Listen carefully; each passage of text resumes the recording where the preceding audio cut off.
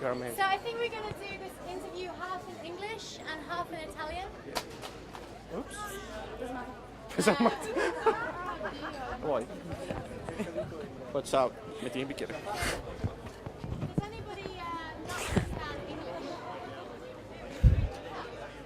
Okay, lo dirà mai nessuno. No one is gonna say yes or no, but no, we're waiting for the mic for you. Anna, do you know for the mic? Con i microfoni? Per loro? C'è un microfono.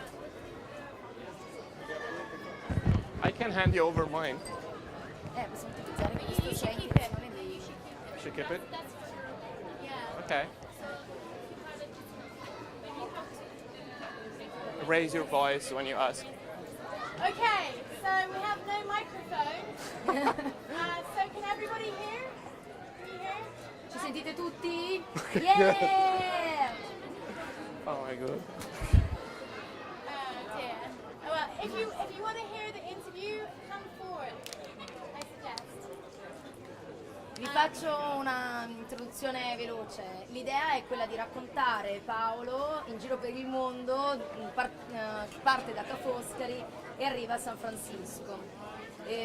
L'università di Ca Foscari è molto internazionale, per cui immagino che tra voi ci siano molti studenti, giusto? Vero? Studenti di Ca Foscari? Ok, ancora? E vi auguriamo di avere lo stesso percorso e fare gli stessi viaggi che ha fatto Paolo e accumulare gli stessi chilometri. Fantastico. Paolo, il tuo primo viaggio, mi ricordo... When? Quando? So she's saying, I need to translate to her. Yeah, okay. She was saying that my story from here, from when I started here to San Francisco, and now she's asking about my first trip. Where?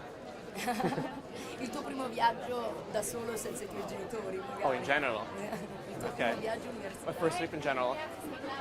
No, I think I have the mic, but it's for the recording. So, well, my first trip was actually related to a city where Andrea knows.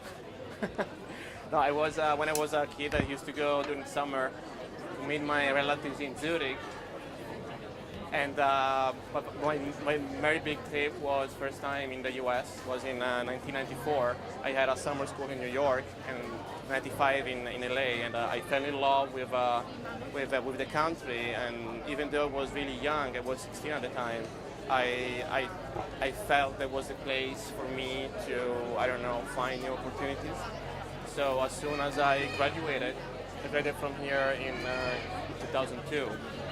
I felt that I wanted to be, I used to say, on the passing lane. And in Italy, in different fields, it's really hard to find a passing lane when you can pass in front of people and because you want to go faster. So I moved. I moved to New York first time in 2002.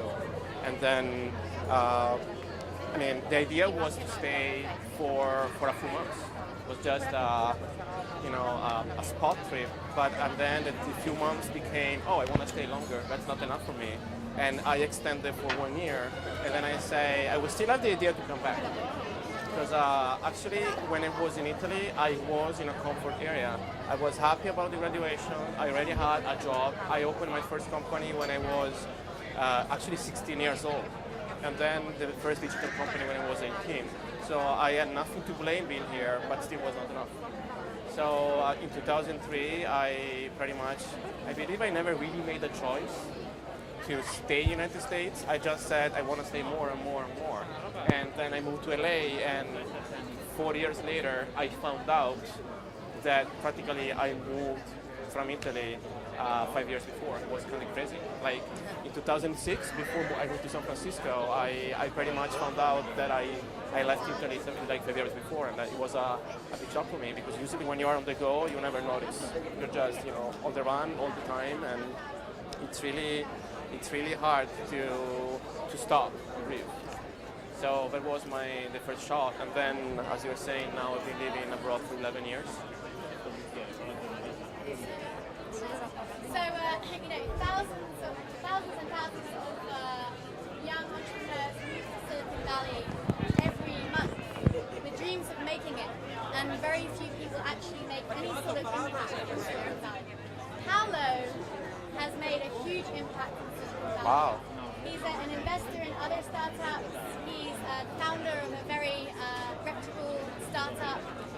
Everybody knows Paolo in Silicon Valley. So, you know, amongst thousands of other entrepreneurs moving to Silicon Valley, how did you become somebody in Silicon Valley? That's a good question. Thank you for giving me a hard time. No, actually it's a good story. That's a perfect connection to what I was telling her. When I moved from LA to San Francisco, it was a very weird move because at the beginning I've been able to reject 2 offers while I was building my company in LA that is not the famous tech scene. I've been able to reject 2 offers from Google in San Francisco. I just didn't want to move there. I felt, no, I mean, I'm comfortable here, I have my house. I just bought a house at the time, so I just chose to stay. In 2007, something happened in my life. I accepted a specialty consulting job in San Francisco for a few months. So I didn't have the idea to move there. I ended up being there. I fell in love with the city, and pretty much I chose to stay. And I moved from LA to San Francisco. So what happened? When I moved there, I didn't know anyone. I knew few people.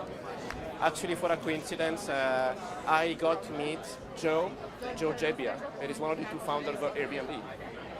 He had another company before Airbnb, and at the end he was trying to sell to me, to my client's company, his product, and we ended up to become friends. And I started meeting people even thanks to Joe. And I pretty much started to go to events. And I started to meet people constantly, as I was saying before, and I started to collect contacts, you say. But it doesn't mean people remember you. It doesn't mean you're starting to back people. It doesn't mean you become someone people remembers, you know, or someone that is notable. So I believe I really like some people that I met, and I chose to invest time with these people. As a friend first. It has to be a connection on your personal side first. You never have to think about, you know, oh, I met this person, it's just business related. Yeah, it may happen. So you think being authentic is the key? Yeah. Being a friend, rather than just going in and trying to climb to the top. If you have to make friendships, you have to be authentic. I think that's key. I mean, I always been natural in everything I've done.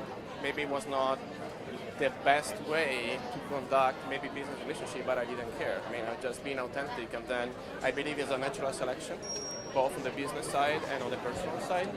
And then, you know, you also learn.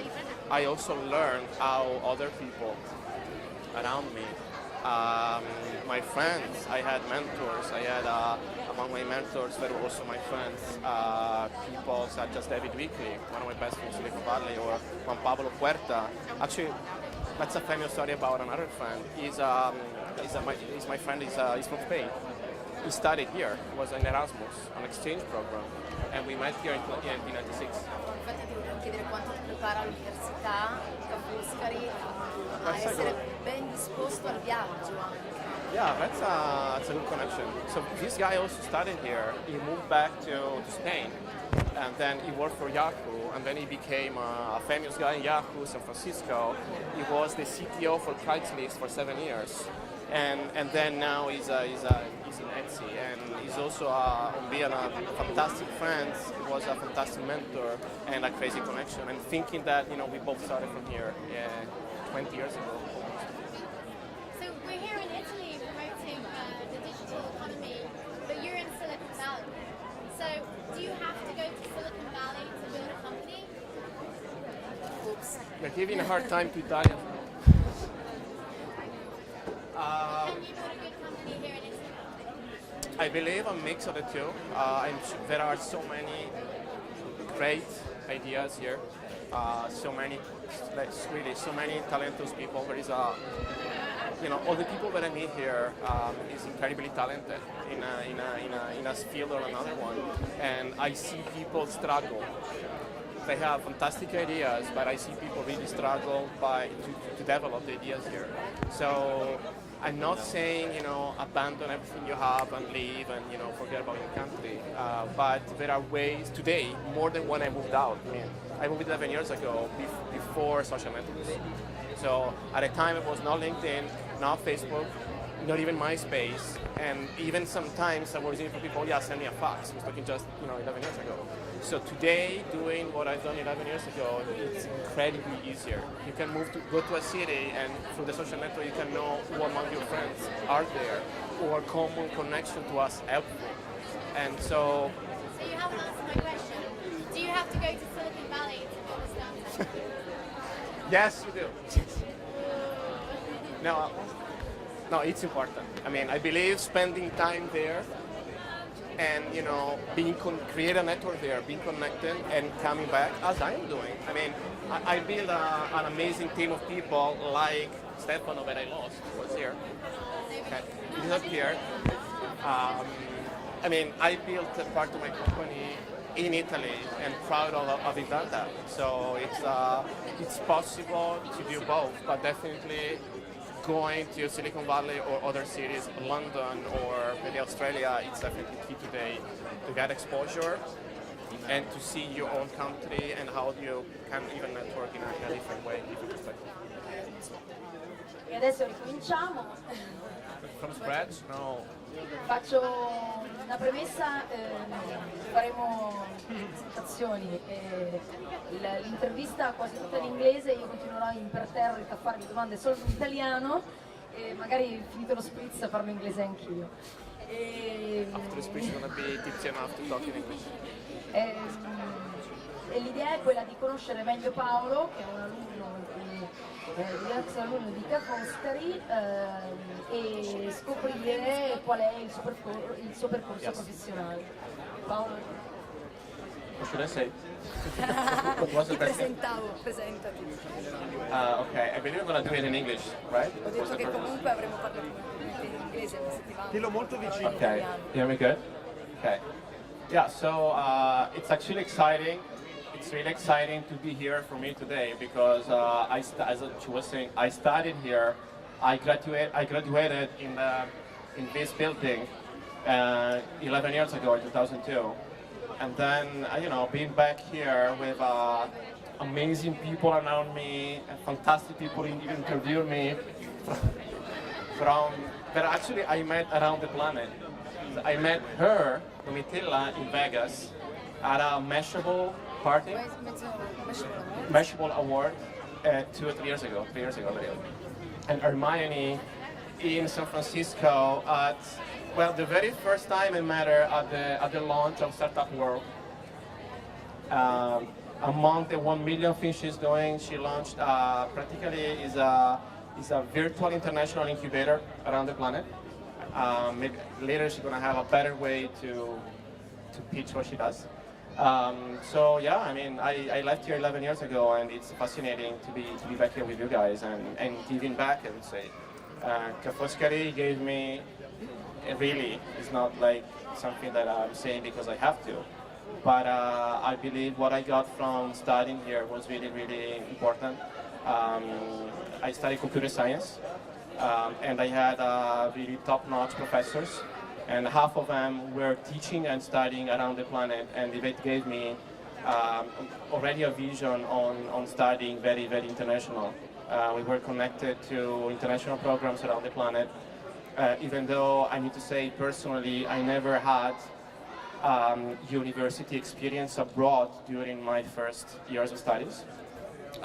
When I left in 2002, I left first to New York after 9/11, so the period to go to New York. And then when I was in LA, I started my first company in the US. It was a digital agency named was Digitix, and during those years, I chose 3 years later to take another kind of degree. I had a master's degree in international marketing at UCLA, and that also helped me to, besides speaking a better English, but to know more about everything that was not related to computer science. That is how to talk to people, how to talk to companies, and how to relate in a business English. And And then, well, short story is that I moved to San Francisco in 2007 to start my startup entrepreneurial career. I co-founded and invested in a bunch of startups. I had an exit about 4 years ago with one of these companies, and then in the moment of the digital boom, I chose actually to build my own company, Pick One, with Italian partners. And some of the people on my team are here, Stefano and Pierre, around here. But I believe it's better I stop a little bit. I want you girls to ask questions. So at the moment, we're living in very exciting times. I think we're on the edge of a global entrepreneurship revolution where everybody in the world wants to move to Silicon Valley. And every week, thousands of entrepreneurs are arriving to Silicon Valley and not making any impact whatsoever.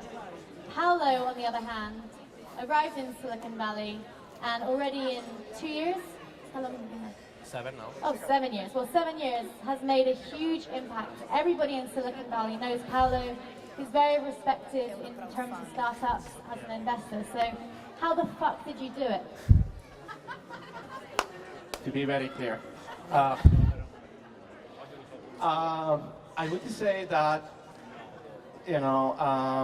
at the beginning I had no clue how to network properly with people, because I started going to events at the beginning. In San Francisco there are more than 100 tech events per week, so it's kind of massive, and it was really hard at the beginning to get noted. You're one out of literally 100,000 people. Everyone entrepreneur or wannabe entrepreneur, and you're just one number. And you go to events, you wanted to meet the speakers, you wanted to meet people, you want to meet the startups, you want to be actually recognized next time you go. So, I mean, I can remember that one tiny example for me was to keep investing and going to events. And at the end, there was a tiny overlap between events. So some people started to recognize me a few months later. I didn't. I totally forgot about their face, but they were better than me to remember me. And I started to get some contacts that I knew was not just random contact, but people that I could relate to. They started to be friends. Then I had friends who started to introduce me to other friends. And every person that I met was not just a friend, was also, during the time, was also an important key person to me. And just to give you also just one example, I have a friend I met in 2002, and he was starting a company called Trulia, and they do real estate online, where you can search prices for houses to buy and to sell. And he sold the company.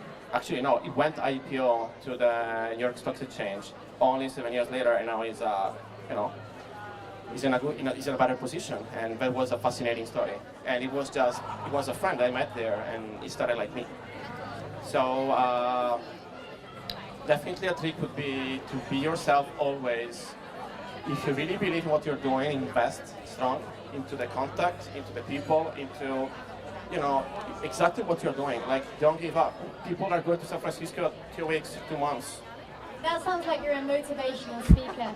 Don't give up, guys. Just keep on going. Let's do some practical advice. Like, how did you get investment for your company? Like, what are the steps you took 11 years ago since graduating there to be somebody in Silicon Valley, to have a high growth startup? That's a tough one. Well, it was tough. Not just the question, but even the process. I went through a big roller coaster of emotion, up and down. It was tough to raise money. With the last company, but there's the one that is, currently not just working, but we are scaling. We are now 20 people almost. What's happened is that I had a lot of doors shut in my face during the first years. And so many times I thought I wanted to just give up. It was really tough, you know? And you also know that. I remember. And when you say give up, do you mean move back to Italy? Do you mean kill yourself? Like, what level are we talking? I believe I never reached the level of killing myself, but sometimes, in some black moment, I thought, maybe it's easy. I can take a fly back to Venice. People kind of know me, and I have a better experience. I can be hired in a local company. Sure, I thought about it sometimes, but besides, this was already a very good backup plan. You know, it's already a backup plan. It was already a good plan. So it was kind of going back to a comfort area. So I learned to be, what I learned the most was to even learn a new perspective. Was, don't think that you can just move to another country, and also maybe Eugenia has some ideas about that.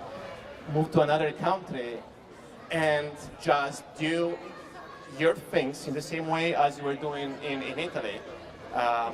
With the same communication processes, how you behave with people is totally different. And I had, at the beginning, I was behaving like an Italian. And now, I mixed up the two cultures, and I learned how to talk to people at an event, and in the way they even remember me.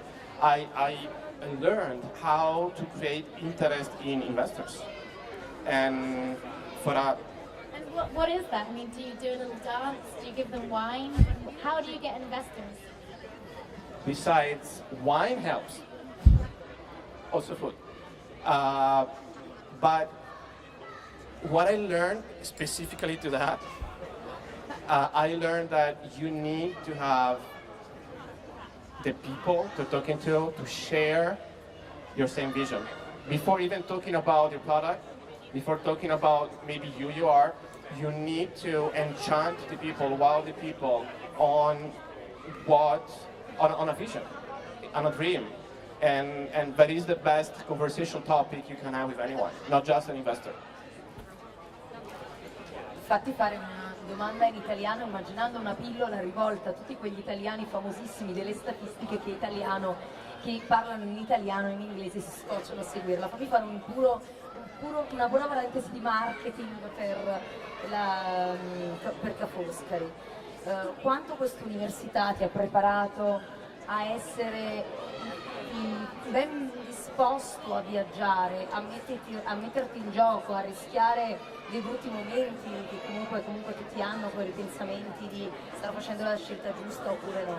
Cioè quanto l'università Ca Foscari è diversa dallo stereotipo tipico delle università italiane che ti coccolano e ti chiedono di restare in Italia, perché comunque andare all'estero se hai un'idea innovativa magari è l'unica strada ancora e non è certo sbagliata. Rispondi in italiano. Rispondo in italiano? È una bella domanda questa, perché comunque capire che cosa per me ha fatto la differenza a Ca Foscari.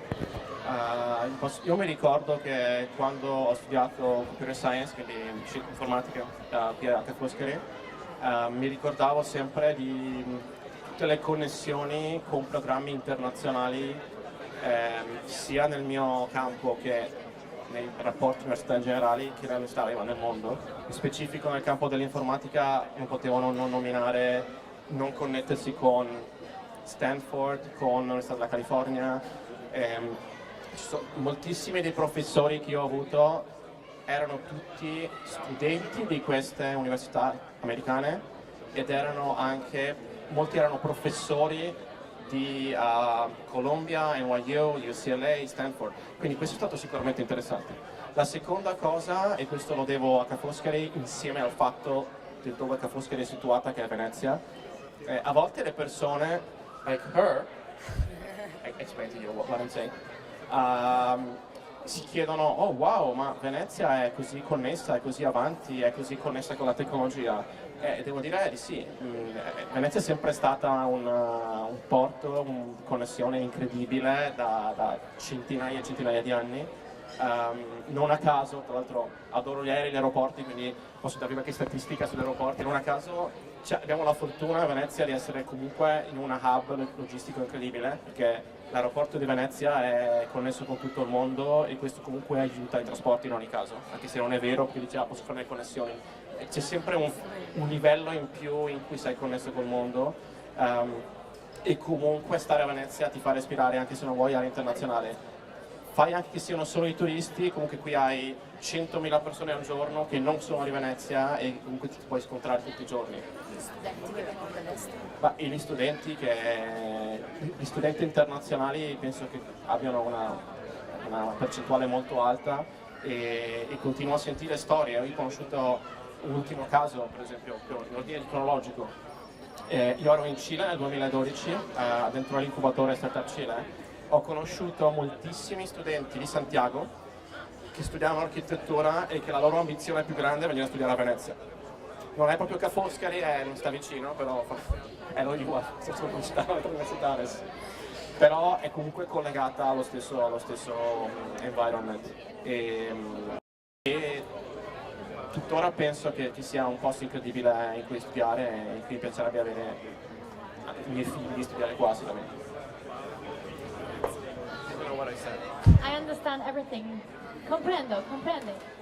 Does anybody here put your hand up if you have the dream of going to Silicon Valley and building a startup? Oh, yeah. Do we have any questions for Paolo? Any questions? No questions. Who here is studying? You have a question? You can ask in Italian if you like. Yeah, you can ask in Italian. Who here is studying computer science? We study. Nobody. Okay, a couple of people. Cosa state studiando? Ask. Cosa state studiando? Cosa avete studiato? Economia? Vabbè, cosa studi? Amministrazione? Giurisprudenza? Ecco, economia degli scambi internazionali, qualunque cosa sia, ai tempi lì non c'era, ma un'idea di che cosa si può fare all'estero, quali sono altre possibilità nel mercato del lavoro, visto che comunque non ne avete? Cioè che percezione ha da fuori verso l'Italia? Ha vissuto praticamente ovunque nel mondo, cioè chiediti che lavoro puoi fare al di fuori di qui se proprio vuoi. Ho costretto lui a farti una domanda. Le prospettive oltre a Silicon Valley e Stati Uniti, che sono visti come simbolo dell'imprenditorialità, te che paese vedresti adesso come emergente dal punto di vista prospettive per nuove imprese o per comunque fare un'attività se tu dovessi partire oggi? Grazie. So, he's asking which country, which place I would pick today if I need to live today and start from scratch, living now around the planet. I like the question. Actually, I'm thinking myself. I'm thinking what I want to go next after Silicon Valley. So, I believe that a very short answer would be where not to go. And in this very moment, I would not pick Europe. Why? You all understand in English, right? If I speak. Why? Because it's still too old and too slow. I'm not saying it's bad, but compared to other places, even compared to Chile, I was in Chile. No one would have ever expected Chile, and she was in Chile also, expected Chile to be so advanced. And Chile, Santiago is 2 hours north of the South Pole. And it's 25 hours flight from here, so it's like extreme. And Chile is doing better than Italy for sure, and better than average of Europe. So if I need to pick a choice now, I would not pick a place in Europe. Maybe I would pick among the cities, I may pick London and Berlin are the more open capitals and more easy to reach, and eventually Dublin. If you really want to, if you have a tech startup, Dublin may be a good place. But thinking in a broader way, and skipping San Francisco and Silicon Valley because you're already biased, you already know that. I would say, again, South America is a fantastic place today now. It's growing like crazy. There are a couple countries that are doing really good. And first of all, Chile. And Southeast Asia, like everything happening around Singapore. Now Singapore is an incredible tech hub. And it's opening up to anyone. And Australia, and maybe Eugenia has some idea about that. Australia is opening the door more than ever, giving out even free visas to people, for if you want to build a company. So I believe these are the main areas. There is a big boom in Middle East. So around Dubai area, it's doing really good. Dubai, today is kind of an artificial city in the sense that they built from scratch everything 2 years ago. Therefore, when you build from scratch, you have the opportunity to build it better. Better infrastructure, people that you invite, and that is exactly why Chile is doing really good. They started from scratch 5 years ago after 2 revolutions. So one thing is that it's too easy. Being in Europe today, for students here, it's really easy and you're still in your comfort area. And sometimes to understand better, to grow faster, you need to break the rules. You really need to, for real, it's not a statement you read sometimes. You really need to get out from your comfort area and you want to see yourself and your country from a different perspective. This changes things a lot. So last question from me. I was in Paris last week, and the government just announced a plan to help startups and help entrepreneurship. They're going to teach entrepreneurship in primary school, in young school now. And so I'm wondering if there's anything the Italian government can do to help startups, or is it just up to these guys to just take it in their own hands and keep moving forward?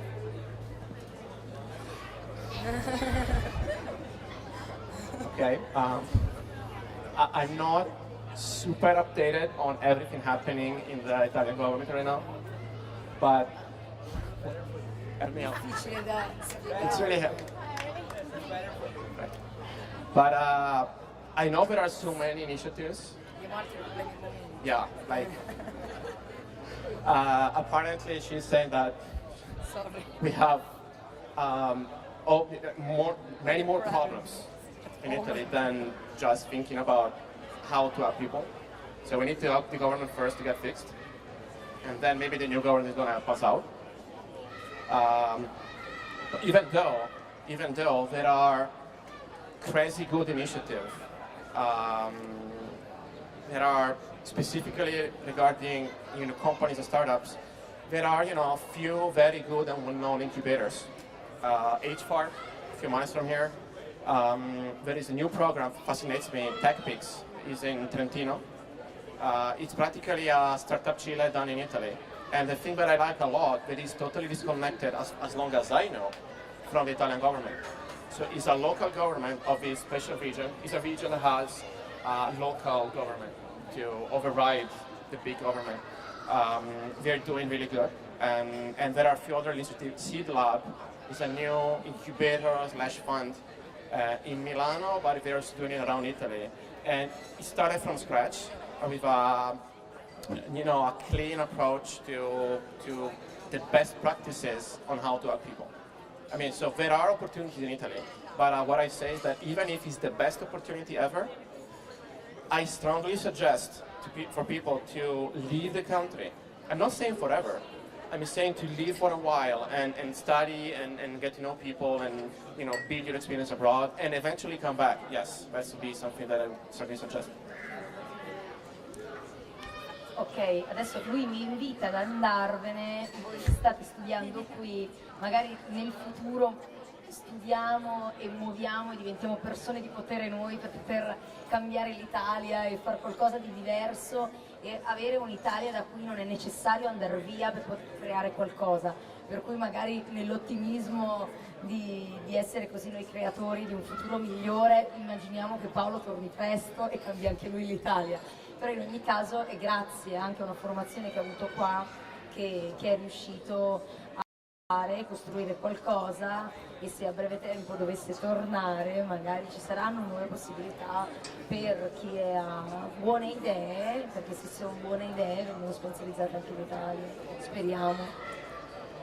Is that question? No, era un augurio, non ti facevo una domanda. Adesso magari con stanchezza. But I have an answer for that. I have a Poi- no. I have an no. To confirm what you're saying is that I ended up choosing. I mean, I chose to build my company abroad with what for me were the most interesting people to build them with. And we have here two examples. One is Stefano and Pierre. Thank you for checking your email. You're more interesting.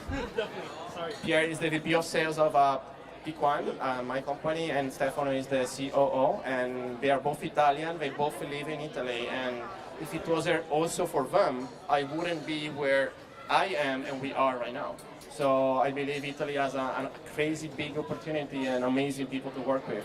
I believe the best is to be able to match the best of what you know and your country and local talents with your international network and people and friends. Like to live two lives, that's the best way to do. And today is easy. We have fast flights. In 3 years we're going to have London to San Francisco, suborbital in 1.5 hours, thanks to your buddy in UK. Branson. So it's going to be really, really even easier to move around. Okay, and lastly, I just want to give you an insight to how Paolo is. So I'm actually on vacation with my mum in Venice right now, and I didn't want to work at all because I've just done a 2-week tour around Europe doing tech events, and Paolo saw that I was in Venice and said, come on, come be on this panel. So he calls himself a serendipity investor. So I think that's a good example of being a serendipity investor. What does it mean? Well, it means that it's being able to connect the dots and to build an image and to have an idea of what's going on based on random inputs, random messages that maybe a lot of the people don't notice on the spot, but if you're able to feel it, you can connect any little inputs, create your own new image and no one is able to see. So it's a kind of a new level of seeing things that allows you to connect things better and to see better opportunity and even to track down Hermione, who happened to be in Venice. And you know, if I didn't open Facebook 2 nights ago, I wouldn't have seen her being here and she wouldn't be here today. So I strongly believe in exponential growth, I call it. I found out this word lately also in the Singularity University. They teach you how to think exponentially. So not just static, step by step, but is how to build, how to see your world in 2, 4, 5, 6 steps from now. And then when you have that knowledge, you can see what's your best next step. It's like a time machine. It's like seeing the future. That means you can limitate the risk, and therefore you're more bound to success, lowering the risk and be more better, I would say, in a sense. So yeah, I mean, serendipity then means being open, and to recap your panel is like be really connected in real life. Use even social network as an extension of our power of connection. It's not a separate world, it's just us. It's an exponential way of, it's a projection of ourselves to more people.